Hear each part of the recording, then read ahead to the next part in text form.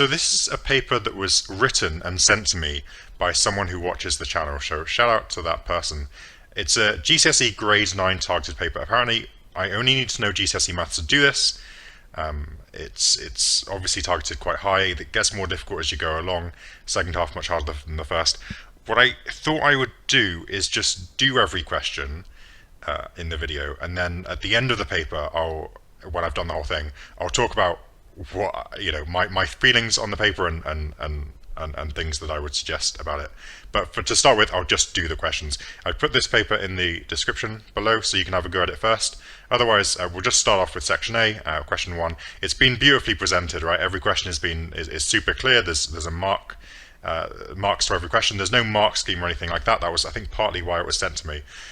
Not that I'm probably going to do most of it in the way that the mark scheme would, but in any case. Firstly here, we're looking to maximize h. We may as well just rearrange for h first.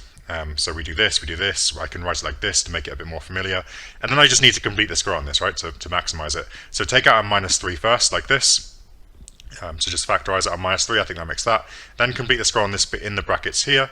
You get this, and then of course you can multiply out the -3 to both these things, then collect those things together, and the maximum height of h is at 49/12 when t is 5/6. So that's the first question done. Nice and straightforward. We've got another question here. We're told the area is, what are we told the area is? Am I told the area? Oh no, I have to work out the area. Half times 6 times 2 is obviously 6. So the area is 6. If I call this A and B, I knew it had something to do with the area. Then that means a half times A times B is 6, just because this is perpendicular as well, so I can say that. I can also, of course, say that A squared plus B squared is 36. I think first I'm going to times that by 4, and you'll see why. So Pythagoras says this. I think I can just say that A squared plus 2ab plus b squared therefore is this plus 2ab. I've just taken this and added 2ab to both sides, but I know 2ab is 24, so I can do 36 plus 24 over here, which is 60, but over here I can just say that's clearly going to be a plus b squared, or squared, I should say, really, shouldn't I? And that's going to go quite well, because when I square root this, it's not going to be a negative because a and b are both positive, so I'm just going to ignore that. That makes 2 root 15. I can also do the same by just taking away 2ab. Now, I should be clear, the reason that I'm doing the question like this, the same kind of idea happens here. The reason that I'm doing it like this is because the usual way to do this would be to, write this maybe as a equals 12 over b or something and substitute it in there and make a quartic, but that feels way too A-level to me. I wouldn't expect even grade 9 GCSE students to be able to recognize that a quartic is just this type of quartic would just be a quadratic, like a pseudo-quadratic. So I'm doing it very cleverly like this just to avoid that. Now I just have two very simple simultaneous equations. Add them together to get rid of the b's and divide by 2. Do this one, take away this one to get rid of the a's and divide by 2, and you get this, and of course the perimeter is just 6 plus this plus this. But of course these two things cancel, so we get 6 plus 2 root 15, I think. Question number 3. So it's a 3D coordinate question, which I promised that I wouldn't talk too much about this while doing the question, so I'll just leave that for now. But anyway, got 3D coordinates here, like this. This one is at 6. I'll pretend this is the x, this is the y, and this is the z, let's just say. So 6, 0, 3 is 6 across, 0 up, and then 3 backwards. So let's say it's here, flat on this plane here. It's got no height, so it's flat on this xz plane on the bottom here. 6y3, so that's 6 across, y upwards, and still 3 backwards. So it's on the same line as this one, just y upwards, and then 0, 3, 4, 0 across, 3 up, 4 back. So this is actually slightly further back into the screen than these two. And then this one, 0, 0, 3, is just on this axis here, 0 across, 0 up, 3 backwards. And that means because all these have z coordinates 3, these lie in kind of a flat triangle there. And this is the point that's a little bit off from the other 3, we can say, and that's 1 away from the other 3 according to the z-axis. So what we can say is, well, this is just 6 across from here, from 0 to 6, isn't it? And it's y upwards. And the area of a tetrahedron, as I said, is a third base times height. The base of this is clearly a half times 6 times y. The height I can just say is 1, right? The perpendicular height from this flat triangle here, which is focused on a z coordinate of 3, outwards to a z coordinate of 4. So the height of that is 1. And I can just say 33 equals a third times a half times 6 times y times 1. And I'll solve for y. Now, the possible values is because there's another value you can have for y, which is when you're going downwards, and you just create this upside down tetrahedron where y becomes minus 33. And I think that will be the other answer. We write this in this form, very straightforward. It's just completing the square. It's not too obvious, I don't think, how to do it because of these m's here. But essentially, you just focus on this bit, half the m for m over 2, put that in a bracket, or just a half m. Take away the square of this, so taking away a quarter m squared. But that, of course, cancels really nicely with plus m squared over 4. And that all goes away, and we just end up with that there. So p is a half m in this case. Hence, or otherwise, simplify this. Now, I've actually made an entire worksheet of these. I'll put it in the description as well, I think I've made 2 worksheets just on these questions. If you want to have a banging time practicing them, then you can do. But you can write 14 as 9 plus 5. And the reason that's really helpful is because 5 is a square number, it's root 5 squared. And of course, 9 is a square number, it's 3 squared. So I can just write this as 3 plus root 5 into 3 plus root 5. Because when I expand this out, I get 3 times 3 is 9, root 5 times root 5 is 5, and then 3 root 5 plus 3 root 5 makes 6 root 5. But of course, because this is a positive number, I can just note to cancel these two things to get 3 plus root 5. I think, I've sort of done otherwise just because I know stuff about this question, and I've done them before. I think you were supposed to use this and set n to be 3, it looks like, and m to be, I don't even know, 3 root 5, I guess? 2 root 5, maybe. Who knows? But yeah, I just have seen that before. Let's draw these things. We've got circles here. We've got a smaller circle and a bigger circle. We need to be in between. We've got x greater than 0, so that's to the right of the vertical line, obviously, so over here somewhere. And we've got y greater than this. So there's some kind of line that goes through the origin here. That's supposed to go through the origin. It basically does, so I'll accept that.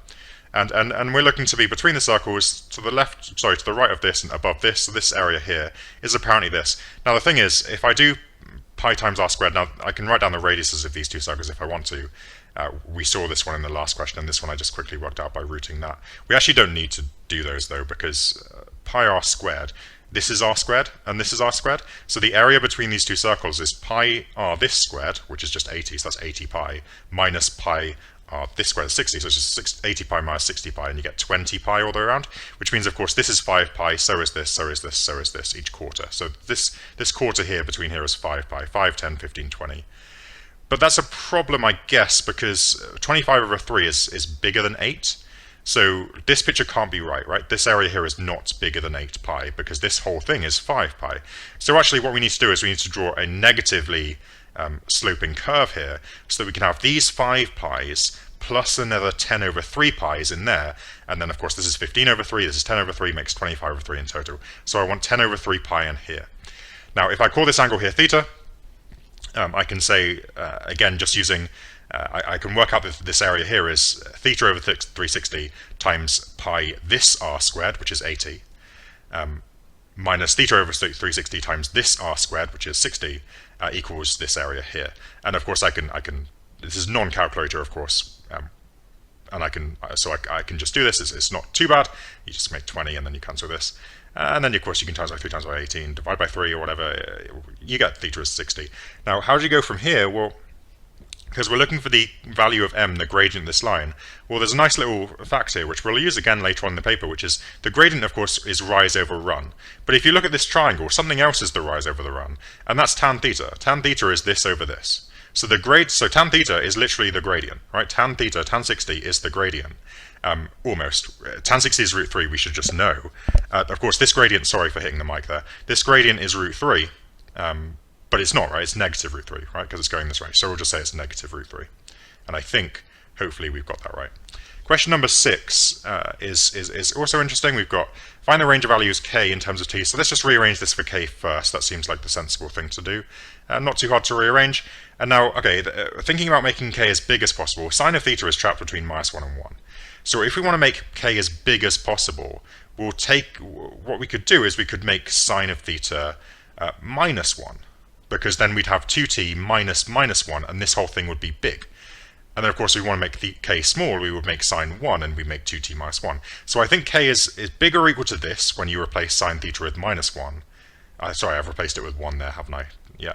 And then I think it's less than or equal to this when you replace it with a -1. Right? The biggest k can be is when you take away the biggest negative value you can to add it in, and then you get something big.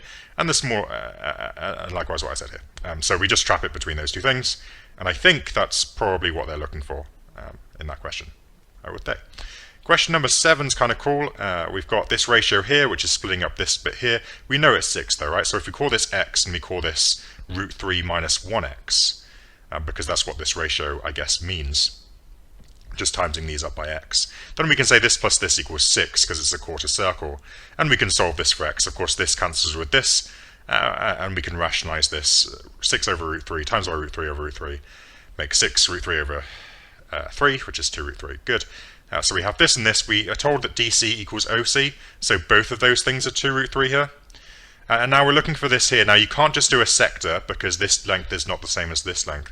So what we're going to do is we're going to split it here, say this length is 6. We can use some cosine rule to find this angle, and we're just going to hope that that angle gives us a whole number. This squared is 12 because it's 4 times 3 when you square it, likewise here and there. Thankfully this does give us a whole number. Now, I have seen this asked once at GCSE, I think, a value of cos that's not just in the exact value table. You have to think about the cos graph, of course. Cos is a half, is in the exact value table. It happens when x is 60. And then if you go forwards another 30 degrees, you get to 90, where cos is 0. And then if you go forwards another 30 degrees, you must be getting to minus half because of the symmetry, which is going to be at 120. Draw the graph if you want to, but I have actually seen that asked once before, so that's quite cool. This is 120 then, but of course this is a triangle, which means this is 30 and so is this. And I think to work out this area, all I'm going to do is do the total area of the quarter circle, which is pi times 6 squared times a quarter, which is 9 pi. Then take away this sector, which is, well, this angle is 60, isn't it, because of 90 minus 30. So it's going to be 60 over 360 times pi times 6 squared, which is 6 pi, and then take away this triangle, which is a half times this times that times sine that. Sine of 120, again, draw the graph, but it's 30 degrees on from 90. Sine is still positive up there, and it's 30 degrees on. Sine of 60 is root 3 over 2, so sine of 120 is also root 3 over 2.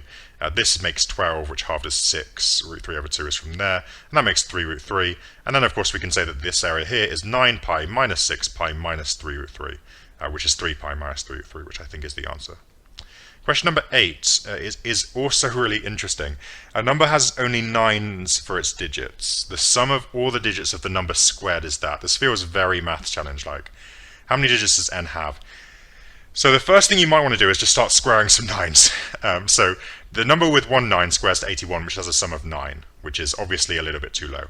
When you square 99, you get this, which has a sum of 18, which is still too low. But it's interesting that it goes from 9 to 18, and then by hand, if you want to, you can square 999, but then you start noticing a pattern, and this is actually a pattern that I do in math sometimes. I'll put a video in the description. I've got a lot of things to put in the description. I hope I remember them all.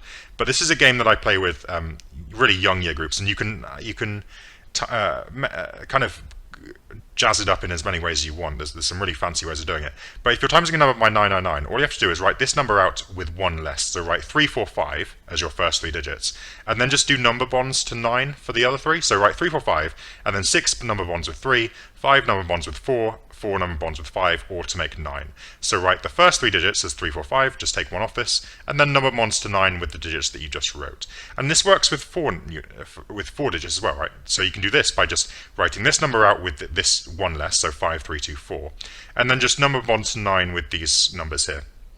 So 4, 6, 7, 5.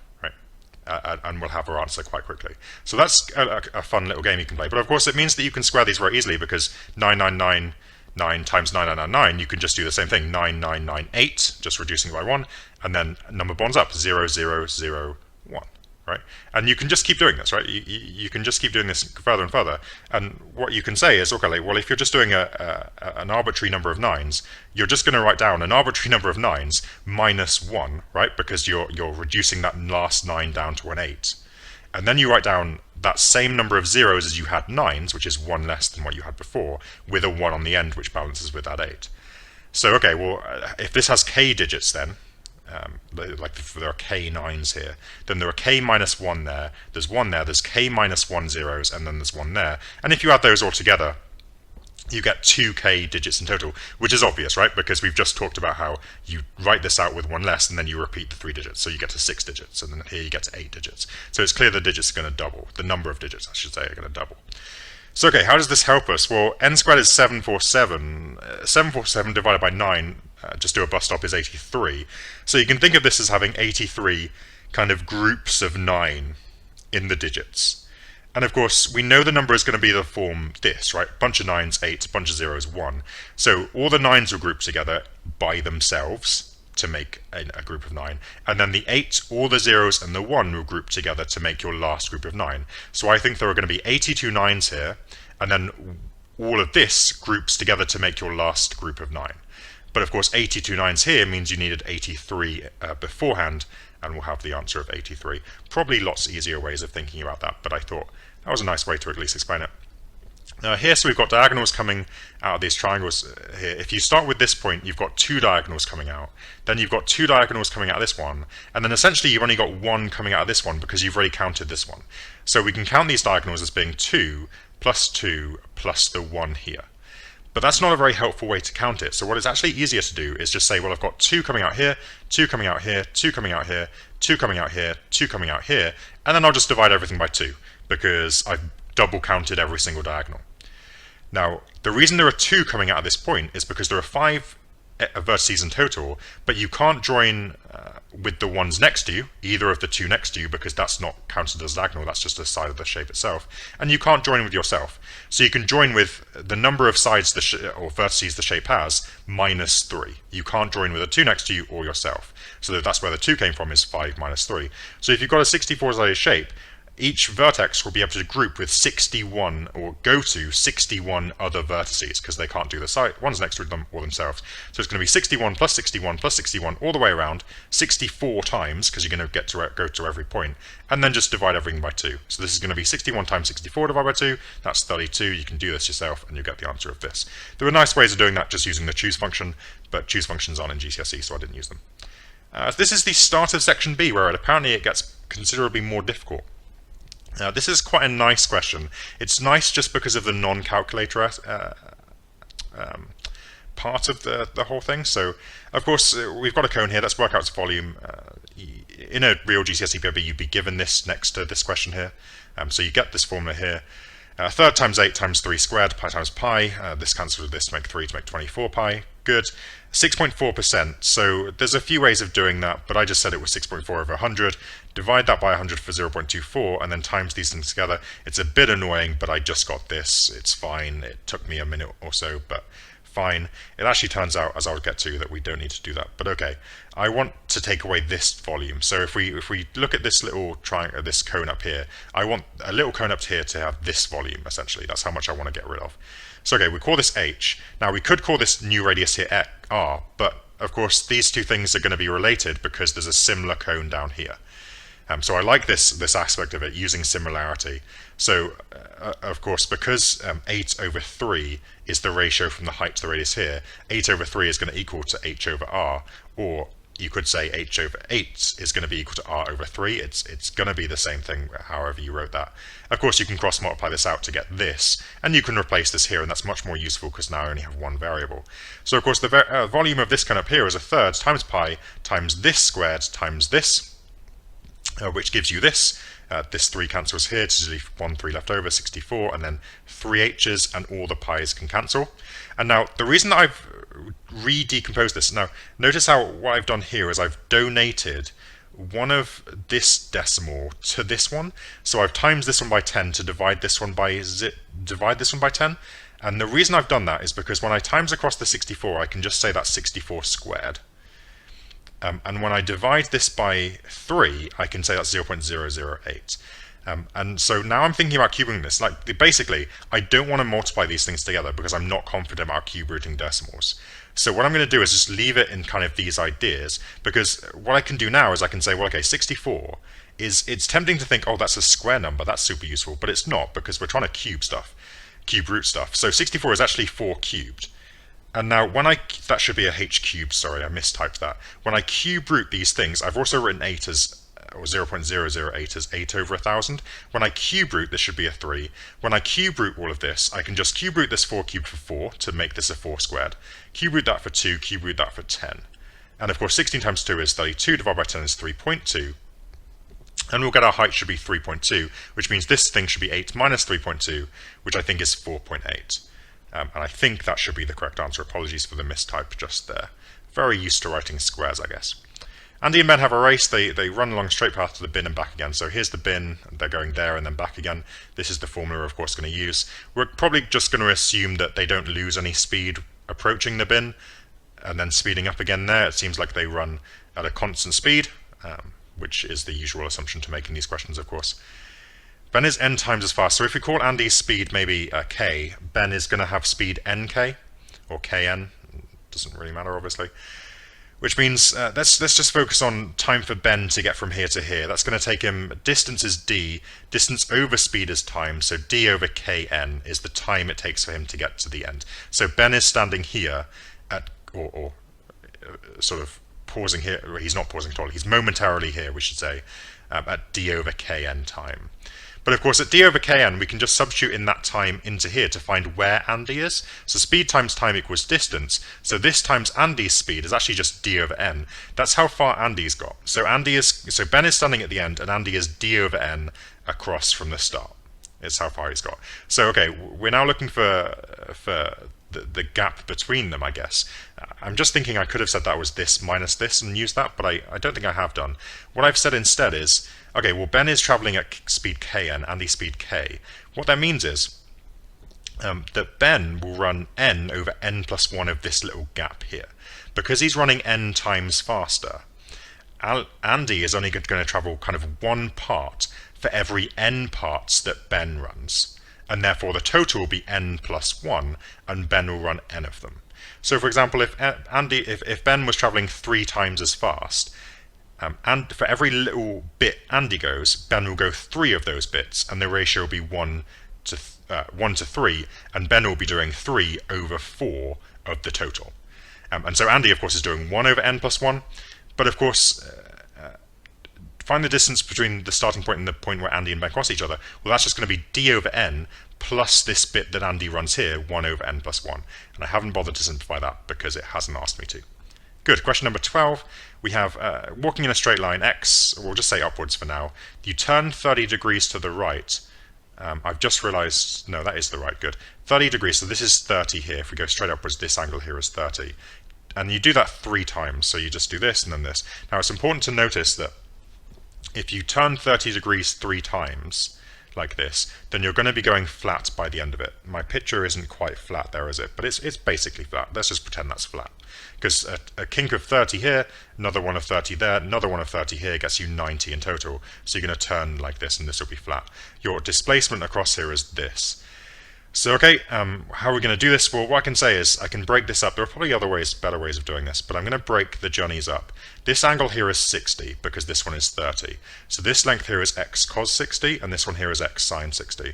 And now this angle here is 30 because going straight up, I'll maybe explain here. If you extend this line outwards, this angle is 30 because that's the whole point of this kink here. But the previous angle here from upwards was also 30. So 30 plus 30 plus 30 is 90, and therefore this is 30. So therefore this is x cos 30, this is x sine 30. And what I can say here is that the total horizontal distance that he's gone is this plus this plus this. And the vertical is this plus this plus this. And what you notice when you obviously plug in sine 60, sine 30 is lots of those things are doable as exact values, and actually they make the same, right? They're the other way around, right? I probably should have written this the other way around, but it doesn't really matter. This half should be there, and this one should be there. No, it shouldn't. Should be. This one's the wrong way around, isn't it? What? Why have I? Oh no, because I've written them. What am I? Hang on. Yeah, this one's the wrong way around. I'm just being an idiot. This one's the wrong way around. It's fine. You can say this is 3 over 2, so this is root 3 plus 3 over 2, or 3 plus root 3 over 2, like this. And then we can just use some Pythagoras. We can say this squared plus this squared is this squared. But of course, this squared plus this squared is just 2 lots of it, because it's the same thing. Square this 2 for a 4, square this x for an x squared, square this for that, which we can just cancel. We can cancel this and this as well, and I think we just end up with this. And so x is root 2. It could be minus root 2, and I think that's what part B asked me about, is you should have discarded one of your solutions. I think the minus root 2 is just when you walk backwards, I think. Kind of walking the other way downwards instead of upwards, I guess. I'm not really 100% sure though. So yeah, let's just move on. 6. The first thing, I love these questions. On the old channel, I made an entire video about this. I might re-upload it at some point, but I love questions like this. 6. I should have Googled. I did mean to Google this. I have no idea what this is. I know what a digger is, but I have no idea what this is. So 6 of them take 24 days to clear an acre. If you just do 24 times 6 to work out how long one takes, you get 144 days. So one of these is going to do it in 144 days. And likewise, you can do 36 times 8 to find that one digger does it in this. Now that's really useful because it tells you that dozers, which is how I'm going to pronounce this, I have no idea whether that's correct, will clear mud twice as fast as diggers. So essentially, dozers work twice as fast, right? If you wanted to do the same kind of speed, you would need 2 diggers for every dozer or dozer. I don't know what it is, as I've said. But that's really helpful because you're deciding to apparently to use an equal number of them to clear some mud. And at the end of the day, you remove 2 of them, apparently, which is a really cool concept. But essentially what that means is you're going to have the same number of them every day. That number is going to decrease, but you'll have the same number. And what we can say, I think, is, okay, well, if dozers work twice as fast, that means if you've always got the same number of dozers and diggers, and you're clearing an acre of mud, that means the dozers will be responsible for 2/3 of an acre, and the diggers will be responsible for 1/3 of it, right? So that's really helpful to know, because let's go back to this and say, okay, well, if 6 take 24 days and that's 1 acre, let's divide that by 3 to say that they'll do 1/3 of an acre in 8 days, and that means they'll do 2/3 of an acre in 16 days, right? Because that's what we're aiming for them to do. We only want them to do 2/3 of it. Now this is going to take 8 days apparently, so of course if we're going to halve the number of days we need to double the number of things, and that means if we had 12 dozers working for 8 days, just without any of this removal, they would do 2/3 of an acre, which is what we want them to do because we want the diggers, the same number of diggers, to be doing the other third because diggers work half as fast. So this is what we want, except then we have these diggers being removed, or these dozers being removed every time. So somehow we want, over the 8 days, to have an average number of 12 dozers. And initially I just kind of wrote out this, but then I noticed, start at 20, just remove 2, put 12 in the middle. But then I noticed after 8 days, this doesn't mean 12, this means 13, because there were 4 numbers here, so the mean's going to be in the middle. So just decrease everything by 1, and you get this chain. And I think so if you have 19 dozers to start with, down to 17, down to 15, and so on, I think after 8 days, which is what this is, you'll finish up with 5 of them, but the average will be 12 of them. And so I think if you start with 19, you'll be good to go. And I think that will be the answer. Question 14 is quite cool. You've got a power supply, you've got this turns on, the cork goes up and down, like in a nice smooth motion. Apparently the motion is modeled by a trigonometric equation, so we think sine graph maybe. It takes 1.8 seconds for the mod to move from x to y, so it takes 2.4 for it to move back up to x again. Now the sine graph can model this, I guess, because if you pretend the x-axis is time, as time goes onwards, you can imagine the cork going up and then down and then up again. Now we've got a total displacement of 4. It goes from its starting position, it's 4 all the way down. So sine only goes up by 1. So let's times that by 4. So this is the graph y equals 4 sine x. But then we notice a problem, which is that, sure, the graph goes up 4 away. Now this is going down. I could fix that by flipping this over. But the main problem is, it actually then starts going down this way as well, and ends up -4. So this is almost modelling the cork going down 4, and then all the way up, and then hovering in the air, which it doesn't do. It just goes from x to y to x to y. So actually the much more useful graph to use, I think, is the cos graph, because that starts up here and never goes higher than when it starts. So we're starting up in the water here, and this will model it quite well, I think, because it will never go higher than that. You can use the sine graph, you just need to shift it to the left a little bit, or the right. But I think it's easier to use the cos. So okay, this is our basis, and of course cos has a total kind of amplitude of 2 here, from 1 to -1. We want to have a difference of 4 from our starting to end. So if we just times this by 2, we'll have a difference of 4. And as time goes on, we start up here, we go down, and we're 4 lower than where we were. Now what we're pretending here, I guess, is that the middle of this is at 0. So I'll talk about that in a second. But the other thing to clear up is how long it takes to do a rep. Right now it's doing a rep every 360. it's getting to where it did, but I wanted to do it every 2.4. So I'm going to need to shove this graph inwards, going to need to squash it in quite far. So right now it's this graph, but if I squash that inwards to make it do a rep every 1, I would need to do 2 cos of 360x. That does a rep every 1, because of course when you multiply, when you change to f of kx, that squishes it in factor k. So I've squished this in factor 360, which makes it do a rep every 1. But of course I want it to do a rep every 2.4, so now I divide by 2.4. I know this looks like a complete mess because of this decimal, but I'm just okay with it. I don't care. And I think this model will actually do it. I should probably say though, what this and this is when you put it in a computer, which is good. What I should probably say about this though is that y is measuring not the distance from the top, but it's measuring the distance from 2 below. Right? It's saying to start with it's already too high, or 2 units high, and then later it will be 2 units below. But it's kind of its starting point is 2 below the surface, or because this whole thing is 7 deep, it's y is the displacement 5 from the bottom, right? And if it's a positive number, then you're higher than 5 up, and then if it's negative, then you're lower than that. And x is time, I should say as well. So okay, given that that's what I'm going to be using, find the quark's displacement above the bottom of the tank, which is interesting because I'm going to need to change this slightly at 11 seconds according to the model. So shove an 11 into here. By the way, I think this is actually easier to not use what I've done here and not make this adjustment here when you put in 11. I think it's probably easier just to go with an initial kind of cos graph, put 11 in and then convert it later. I don't know. Anyway, you put 11 in. I'm sure I had something intelligent to say there, but I can't quite remember what it was.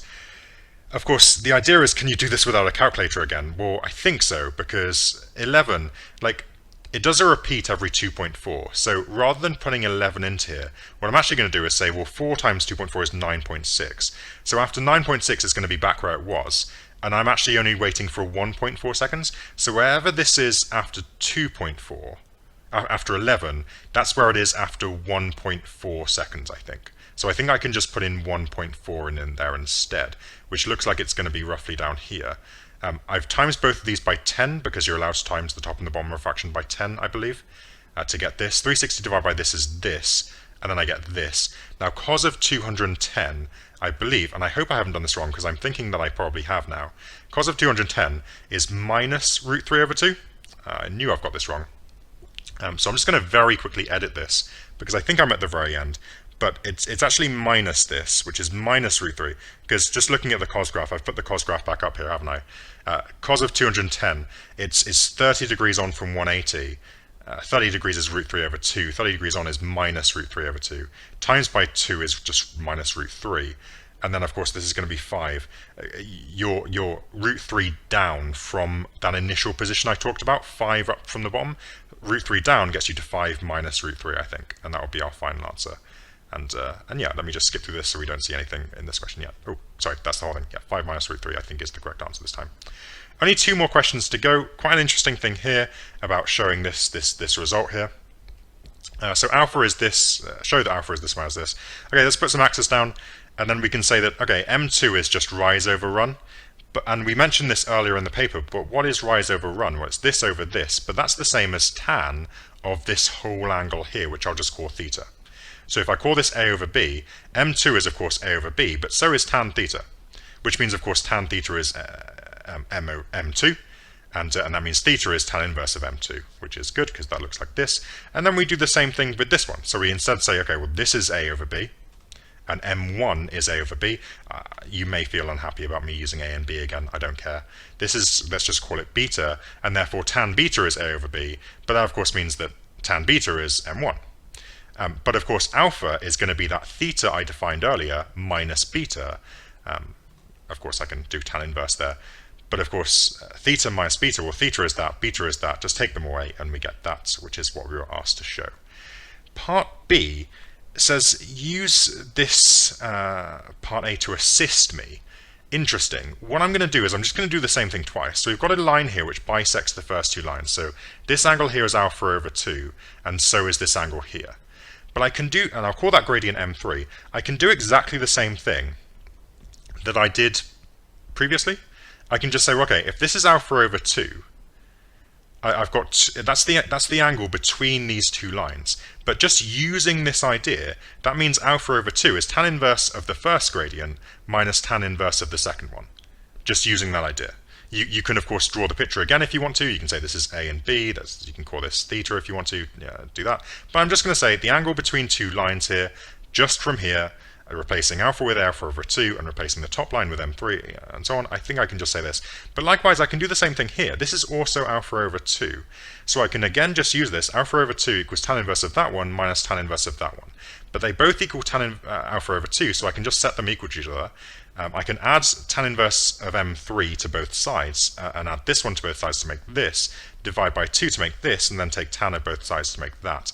And I'm not 100% convinced that this is the answer that I was intended to get, but I'm going to have a very hard time being convinced that I don't deserve all 4 marks anyway. I sort of feel like there's a better formula to make here that I think, just because I've seen better formulas for this, I think. But I've used part A to assist me, because I've just used part A twice. This is a formula for M3 in terms of, all you need to do is plug in M2 and M1 and you get M3. So I'm like, if there was a particular formula that I was being asked to derive that wasn't this, what you need to do is you need to write it in here and say, show this. And that way I have to get there.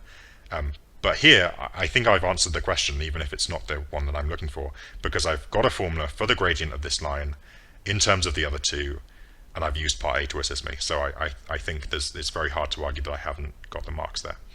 Question 16 is a vectors question, which is nice. We've got AB is defined to be A, BC defined to be B, which means, okay, well, vectors that are in the same direction, same length, and this is a regular octagon, so all these are the same lengths, are the same. So this is also vector A, and this is also vector B. And it's very easy to just get stuck here, because like, how are you supposed to describe this when you haven't got this vector or this vector, or indeed this? But what you need to say is, well, this thing here, octagons have an angle of 135 in them, which I'm not going to bother to derive.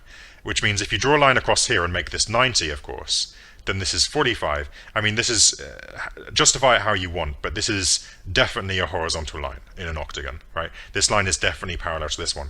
But if it's parallel to that, then by vectors, that means that it's just a multiple of this vector, because it's parallel to it. So I can just call that maybe NA, where N is just some scaling number. Now, I was hoping that I wouldn't have to work out what N was, but it turns out that I do have to, but I'll do it later. For the same reason, though, that this one here, if this is B, this one here is NB, I think, for exactly the same reason. It's a regular octagon, so the scale factor must be the same. It's going in the same direction, so that must be NB. But I think that means I can find these two things as vectors now. G to H is going to be positive B minus NB, and H to A is going to be NA minus B minus A, which I think is that. And likewise, this one here, I think is what I said, B plus A minus NB, I think is that. Which of course means that GA is this plus this, the ones cancel, and I think you just end up with this, which I could have got by just drawing a line here and saying that's clearly N minus NB plus NA, and then this one is clearly the same as this one, but I didn't think of that, so I did it that way. So I've got this now. I think I've got everything that I need, because now I can describe H to X in a couple of different ways. I can say it's either minus GH plus some amount of GA, some amount referenced by F. So it's minus this plus some scale amount of G to A. And I can fill in the numbers here. It's minus this, so just minus those two things there, plus F lots of this one here. I can simplify this by collecting the A's and the B's, which I'll do like this. Just check that I've got that right if you want to. And now I can also describe H to X as some other amount of H to E, some scale amount, which I'll call M, of H to E. Well, that's just MNB, right? Because this whole thing is NB. But both of these things are representing the same vector. H of X is this, H of X is that, which means that because A and B are these two sort of linearly independent vectors, I can say that this thing must match with how many A's are over here, which is 0. So Fn minus 1 must be 0. And also this thing must match with how many N's are over here, or sorry, how many B's are over here, which is Mn. Now, I can say from here that Fn equals 1, and just substitute that into there to make n minus 2 equals Mn. And now I think I just had to admit that I have to find out what n is, because I want to know m, right? M is the scale amount that this is as opposed to the whole thing. So I want to know that because that's going to be clearly helpful in this kind of ratio here. But I think I'm going to need to find n. If I just knew n, then I could work out m, of course. But working out n isn't that hard, because if you just pretend that all the sides of the octagon are 1, maybe. As I said earlier, octagons have angle 135, so this is 45 because this is 90. Which means this is a right-angled isosceles triangle, and if that length is 1, you should know the 1 over root 2, 1 over root 2, 1 triangle. That squared is a half, plus that squared is a half is 1, which is rooted to make 1. So I think this length is 1 over root 2. So we can say that n is just 1 over root 2 plus 1 plus 1 over root 2, lots of a. So I think n is just 1 over root 2 plus 1 over root 2 plus 1, which makes 2 over root 2 plus 1. 2 over root 2 is root 2, so that makes root 2 plus 1. And I can just substitute that in there, and I think I should be able to find m. So substitute in, we've got some rationalizing to do, I guess. Just very quickly rationalize it, you get this, and I think that's what m is. Okay, now I actually messed up the very end of this, I think, just because I messed up this exact notation here. But h of x is this, over x to e. So first I did h to e, but h to x over x to e is k to 1. That means this divided by this is this divided by that. So h to x divided by x to e, I think, is k. Now h to x is, I think, mn. That's how many b's are here, is mn of them. And x to e is n of them minus nn of them, right? This is all nb minus mnb will give me from x to e. So if I do this divided by that, I think I'll get k. And that's what I chose to do. So this divided by that equals k. Now what's nice about this is the n's cancel, which suggests that maybe I didn't need to find it earlier, but I mean, I needed it for m, didn't I? I'm sure there's much tidier ways of doing this. But anyway, cancel all the n's, you get this, shove in the m that you found before, you get that, rationalize it again, and you get this, which is that, which is divided by 2, you get that, and I think that would be our answer to k. So that is the whole paper, I think. So I did promise, so I've done the whole paper now. I can't imagine that all of it was right. I haven't checked over it at all, really, or no one else has looked over it before. I did promise that I would discuss what I thought of the paper as a whole. So if we go all the way back to the beginning here, it says grade 9 targeted paper. So what are my thoughts? Well, my thoughts are this paper has been written really, really nicely. It's super neat. Some of the questions, as I mentioned as I was going through it, are really nice, just really imaginative, just really, really, really nice questions. I really enjoyed doing it, which is why I bothered to do it. I don't do everything that gets sent to me via email, but I did enjoy doing this because it did look fun. The questions are nice. Like I said, it's presented beautifully. Grade 9 targeted GCSE paper. So it really depends, I think. What do you mean when you say grade 9 targeted paper, right? Because if you've got kids who you want to get a grade 9, like what do you give them in order to help them get there? Maybe that's one way of thinking about what a grade 9 targeted paper should be. The kind of paper that might help someone to actually get a grade 9. And if I'm being completely honest, I don't think that's what this is at all. And maybe that's fine, because maybe I'm wrong about what a grade 9 targeted paper should be. I've put in the description a paper that I think is really nice, and is about as hard as it is the hardest thing I've ever given a GCSE class. And I only gave it to the people who were right at the top of it. But like, if someone's trying to get a grade 9, I think the questions in this paper are too hard, because I mean, the vast majority of people that take this paper, lots of people get, sorry for triggering people by saying this, lots of people get grade 9s at GCSE because getting a grade 9 at GCSE is not that hard. And I think the majority of people who get grade 9s at GCSE will not be able to do much of this at all. I think if I were going to give this to kids, I mean, I think this is an incredible paper to give to year 12/13s who are actually trying to get an A star or an A in maths A level. And I think it would be a really nice activity to tell them, okay, do this, you're not allowed to use any A level maths. Like, I think that would be a really nice use of this paper. I think unless you have someone who is very, very strong, like golds in, like a lot of this, did I mention it earlier? A lot of this reminded me of UK Maths Challenge questions. Unless you've got someone who's getting, invited to the Olympiads in your GCSE class, I don't think giving anyone in year 11 this paper is going to do much good, just because the vast majority of people who are aiming for a grade 9 will basically not be able to do any of it. I mean, breaking it down, this question's nice. Completing the square on a quadratic like this is already considered grade 9 material, right? So having to do a rearrangement first and just kind of understand the context in the question.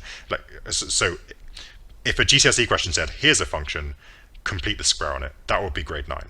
So you're also throwing in rearranging and dissecting all of this information from context, which puts it over the grade 9 boundary. And that's absolutely fine. Like, it's absolutely fine to give kids stuff that's over difficult. But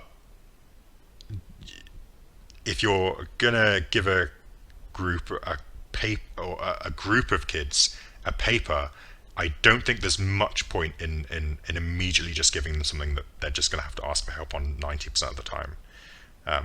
So I would say that this starts out too hard, and of course it just gets harder from there. Again, this is a great question, just loads of good GCSE maths. I think if the intended solution was to make a quartic, I don't think that's very fair, but I guess I got around that. And then there's just a simultaneous equation. I mean, 3D coordinates are just not in GCSE maths, so I think this is completely unreasonable.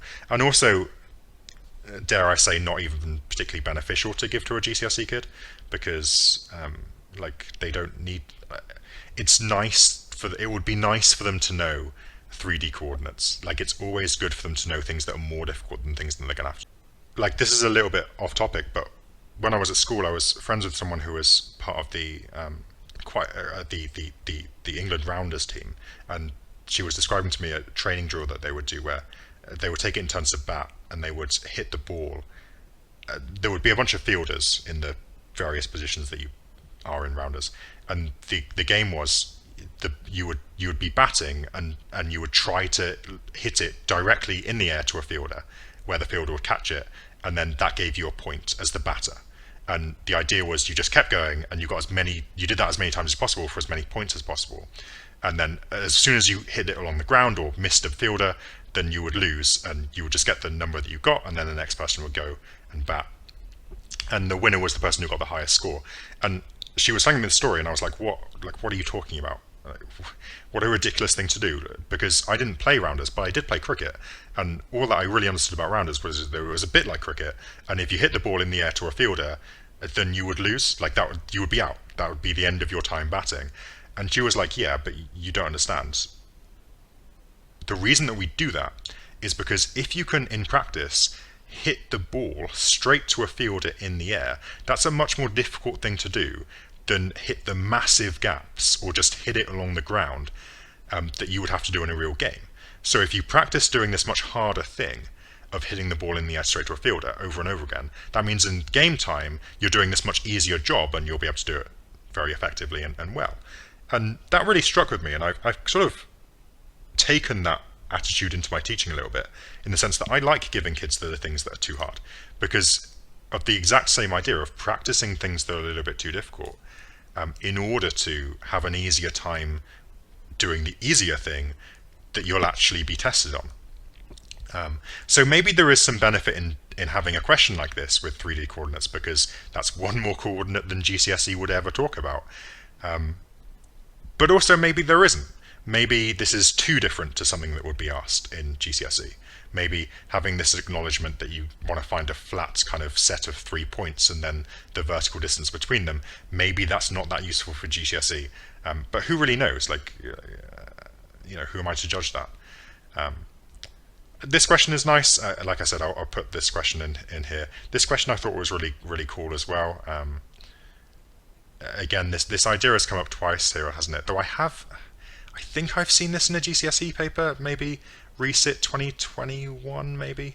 Resit papers November 2021, they talked about tan theta being the gradient, which we saw again later. Lots of exact values. I should have really mentioned the best thing about this non-calculator, incredible. Lots of exact values, which is really great, something that GCSE kids do need to practice.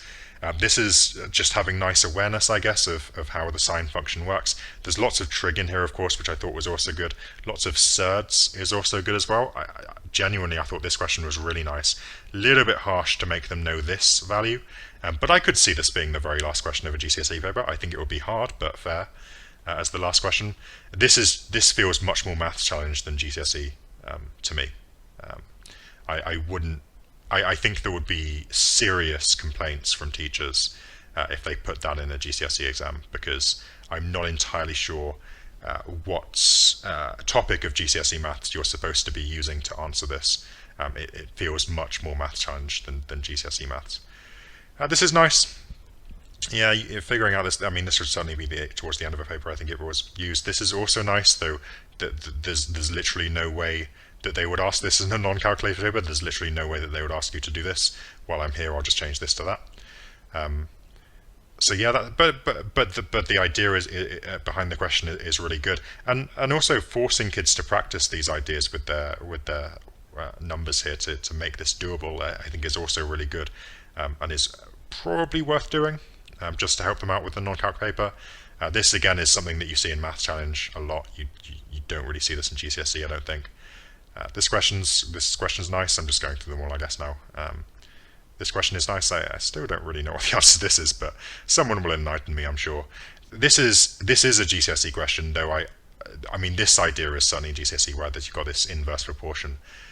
I would have a hard time seeing them as this kind of idea in, but I did think this was a lovely question, and I don't think any of my kids who have ever got 9s at GCSE, and there were quite a few of them, would be able to do it, but I think it's a really nice question.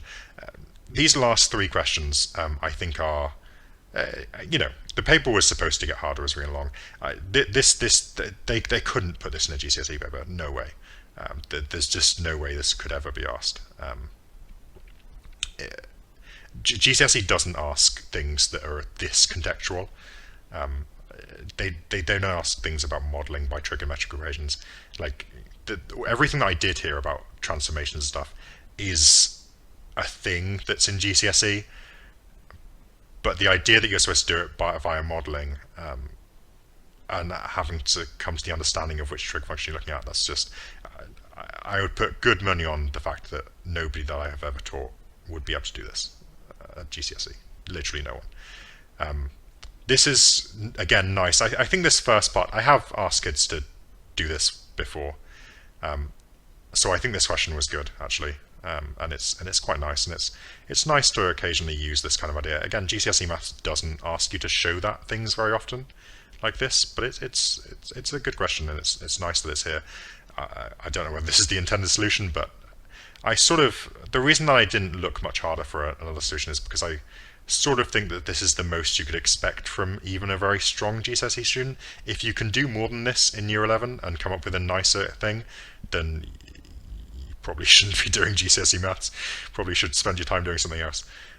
This question is... Okay, it's the last question. This is completely ridiculous for GCSE kids to get.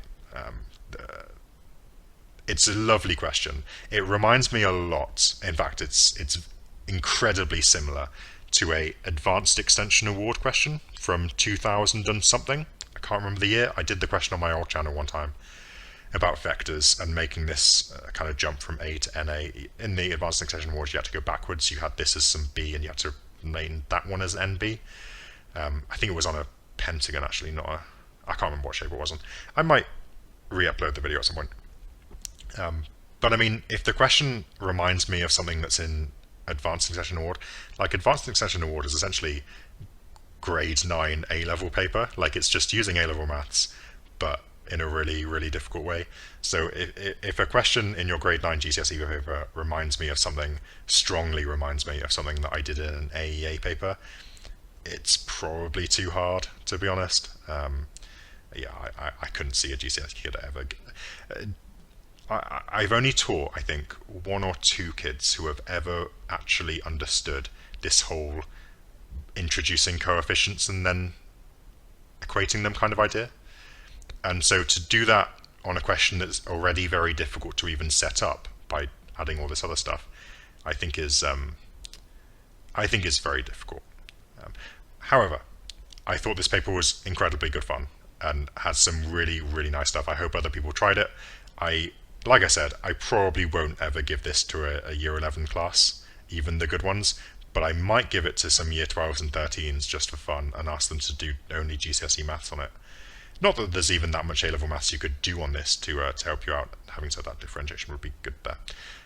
But anyway, thank you so much for the person who sent me. I hope I've linked to all that stuff in the description and people have had a go at it. And yeah, I'll see you next time.